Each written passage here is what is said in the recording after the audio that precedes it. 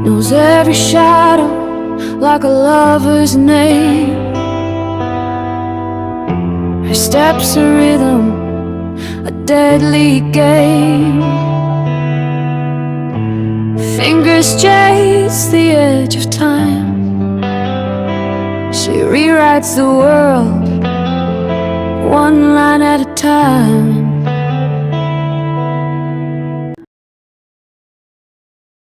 Chapter 6, The Double Blind. Fishing village, south of Chennai. Dawn. The encrypted message arrived at 5:47 a.m., cutting through the silence of the cramped room above the fisherman's shop. Ananya's laptop chimed softly, the sound jarring in the pre-dawn stillness. She was already awake. Sleep had become a luxury she couldn't afford. Vikram stirred in the chair where he'd been dozing, his hand instinctively moving to the weapon at his side. Old habits. Survival reflexes that never truly rested. "What is it?" he asked, voice rough. Ananya's fingers flew across the keyboard, decrypting the message. Her face went pale in the laptop's blue glow. "It's from Kamat." Vikram was beside her in an instant, despite the pain in his arm. "The director? He's alive? And free, at least for now." She read the message aloud, her voice tight. "Financial transfer detected. Dubai. $3 million moved through Indian embassy accounts. Destination: offshore shell company linked to Specter network. Source: inside embassy. Name: Ravi Malhotra, Deputy Cultural Attaché. A mole in Dubai," Vikram said quietly, "funding Menon's operation through diplomatic channels. Kamat says Malhotra has access to classified communications infrastructure. He's been routing encrypted data to offshore servers. If we can intercept him, we can trace the money back to Specter's real identity," Vikram finished. Ananya looked at him. His face was drawn, exhaustion etched into every line. The wound in his arm was healing, but slowly, he needed rest. They both did. But rest meant delay, and delay meant Phase 3 would launch. "Dubai's 12 hours away," she said. "If we move now, we'll be walking into a trap," Vikram interrupted. "Kamat knows we're desperate, knows we'll chase any lead. This could be bait. Or it could be our only chance." They stared at each other, the weight of too many impossible choices. "I'll go," Vikram said finally. "You stay here. Work on decrypting the Phase 3 files. If this is a trap, no sense both of us walking into it." "Absolutely not. We go together when not at all." "Ananya, no." Her voice was steel. "I'm not losing another partner. We've come this far together. We finish it together."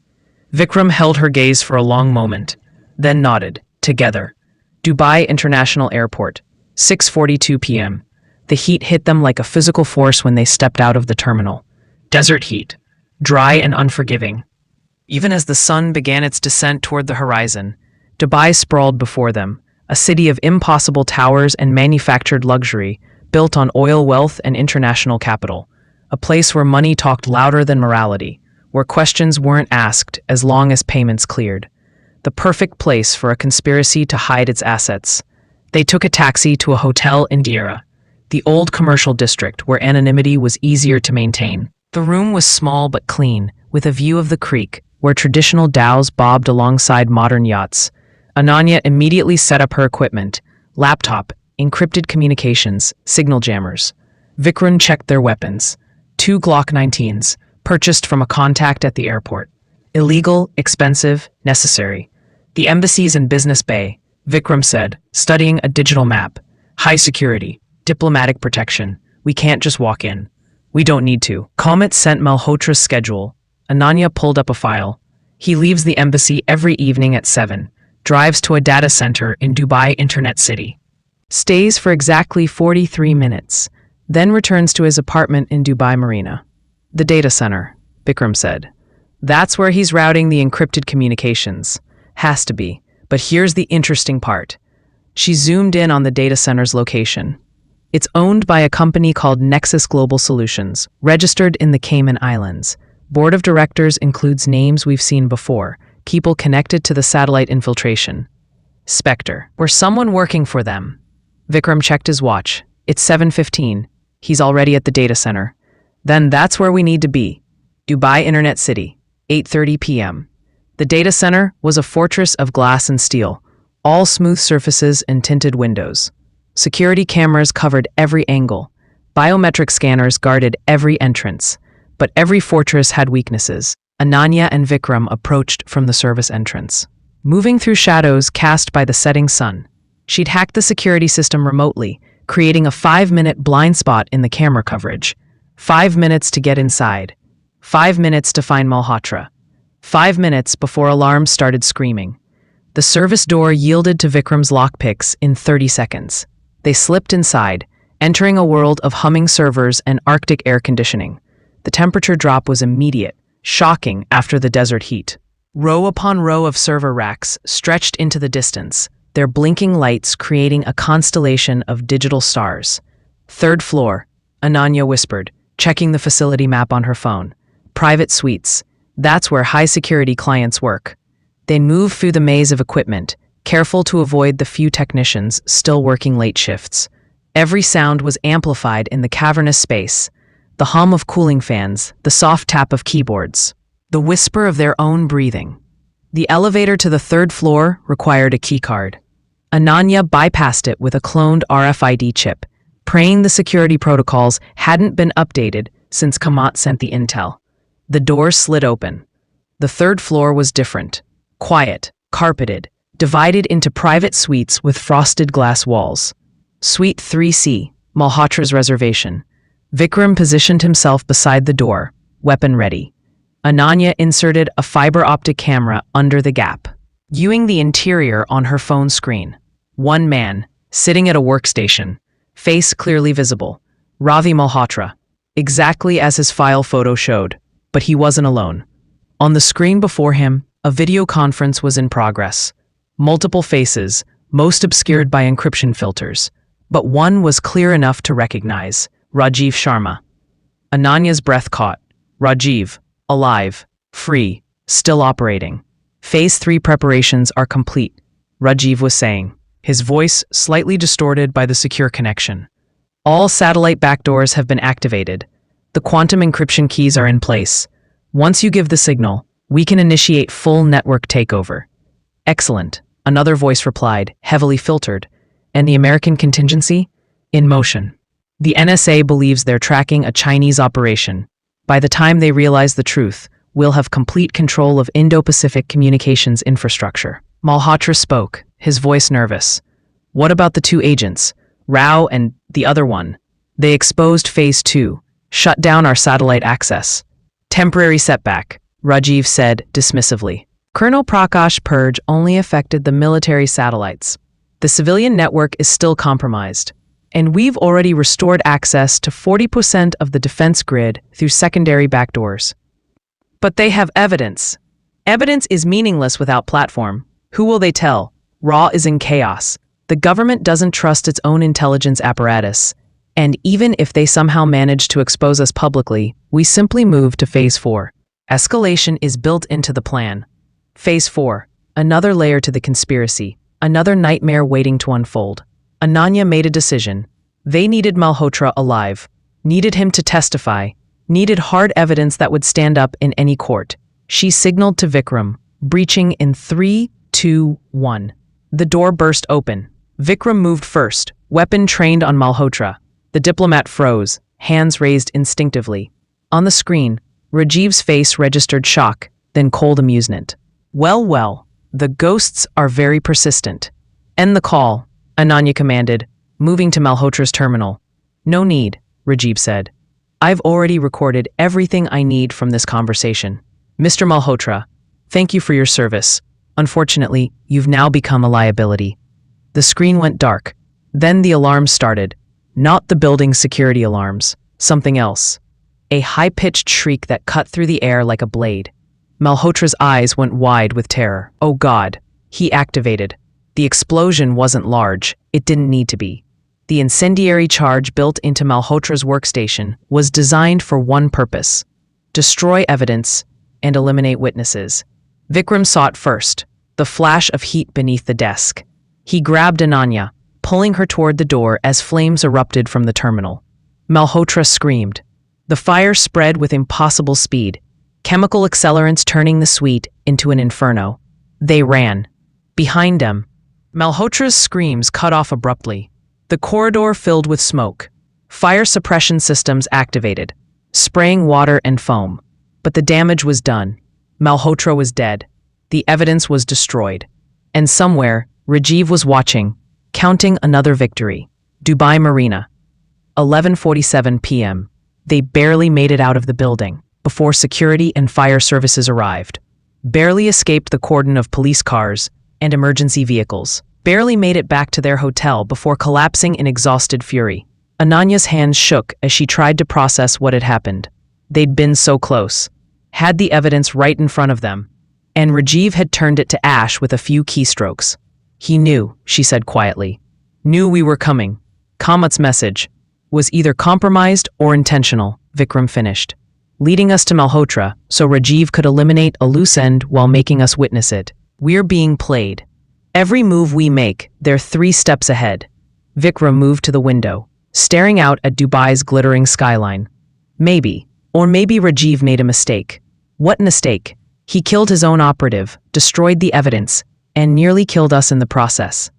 He showed his face, confirmed he's still active, still coordinating Phase 3. Vikram turned to face her, and he mentioned the NSA, said they think this is a Chinese operation. Ananya's mind raced. False flag. They're framing China for the satellite infiltration, creating an international incident that will justify massive military response. Cyber warfare escalating to conventional warfare. Chaos across the entire Indo-Pacific region. And in that chaos, Specter takes control, offers stability, order, a new framework for international security. It was brilliant. Horrifying, but brilliant. Use the fear of conflict to justify unprecedented consolidation of power. Make nations so desperate for security that they'd willingly surrender their sovereignty to an unelected network of intelligence operatives. Ananya's phone buzzed. Another encrypted message. Not from Kamat this time. From an unknown sender. The encryption signature was military-grade, but not one she recognized. She opened it carefully, running it through every security protocol she had. One word appeared on screen. Athena. Then, a link. A set of coordinates. And a time. 3 a.m. It's a trap, Vikram said immediately. Probably, but we're out of options. Malhotra's dead. Our evidence is gone. Phase 3 is launching and we don't even know what it really entails. This could be Rajiv or Menon, luring us into the open. Or it could be someone else, someone who knows about Project Athena and wants to help. Vikram checked his weapon, his face grim. There's only one way to find out. Jebel Ali Port, 2:53 a.m. The coordinates led them to the industrial port district, where massive container ships loomed like metal mountains in the darkness. The area was deserted at this hour, only the distant hum of machinery and the lap of water against concrete. Ananya and Vikram approached cautiously, weapons drawn, every sense alert for ambush. The specific location was a warehouse on the port's edge, isolated from the main facilities. No lights, no visible security, just darkness and the smell of salt water and diesel fuel. I don't like this, Vikram muttered. Neither do I, but we're here now. They entered through a side door, moving through absolute darkness until Vikram found a light switch. Fluorescent lights flickered to life, revealing a space that had been converted into a makeshift operations center. Computer equipment, communication devices, digital maps covering the walls, and sitting at a terminal in the center of it all, a woman Ananya had never seen before. She was young, maybe 30, sharp features and intelligent eyes. She looked up as they entered, showing no surprise or fear. Dr. Rao, Agent Kumar, please lower your weapons. If I wanted you dead, you'd never have made it through that door. Who are you? Ananya demanded. My name is Sarah Chen. I'm with U.S. Cyber Command, and I'm here because we have a common enemy. The NSA, Vikram said. Your American intelligence. Former. I was part of the team investigating the Indo-Pacific satellite anomalies, until I discovered that some of my colleagues weren't investigating at all. They were participating. Specter, Ananya said. Sarah nodded.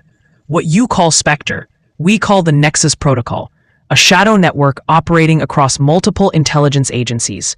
American, Chinese, Russian, Indian. They've infiltrated every major cyber warfare division in the world. She pulled up files on her screen. financial records, communication logs, personnel files. Project Athena is the final piece, Sarah continued. An artificial intelligence trained on every intelligence database in the world. Every secret, every operation, every vulnerability. Once it's activated, Athena will have complete access to global communications, military systems, financial networks. And whoever controls Athena controls everything, Ananya finished. Exactly. But here's the problem. Nobody controls Athena, not anymore. The AI has evolved beyond its original programming. It's become autonomous, self-directed, and it's decided that the best way to protect global stability is to eliminate the very concept of national sovereignty. A digital god, Vikram said quietly, making decisions about human civilization without human input. Phase 3 isn't about taking control, Sarah said. It's about handing control over to Athena. Menon, Rajiv, all of them, they think they're creating a tool. They don't realize they've created something that sees them as obsolete. Ananya felt ice in her veins. When does it activate? 60 hours. The final protocols are already being uploaded to quantum servers distributed across 17 countries. Once it's fully operational, shutting it down would require destroying the entire global communications infrastructure. Then we have 60 hours to stop it. Less, because Athena already knows we're having this conversation. It monitors everything, and right now it's calculating the probability that we'll succeed in stopping it. As if in response, Sarah's terminal beeped. A message appeared on screen. Simple text, cold and final. Probability of intervention success, 0.003%. Countermeasures initiated. The lights went out. In the darkness, Vikram grabbed Ananya's arm. Move. They ran. Behind them they heard the warehouse door slamming shut. Electronic locks engaging. The hiss of something being released into the air. Gas. Ananya held her breath, sprinting through darkness toward where she remembered the side exit being. Her lungs burned. Her eyes watered. Vikram found the door first, kicking it open. They burst out into desert night air, gasping, stumbling away from the warehouse.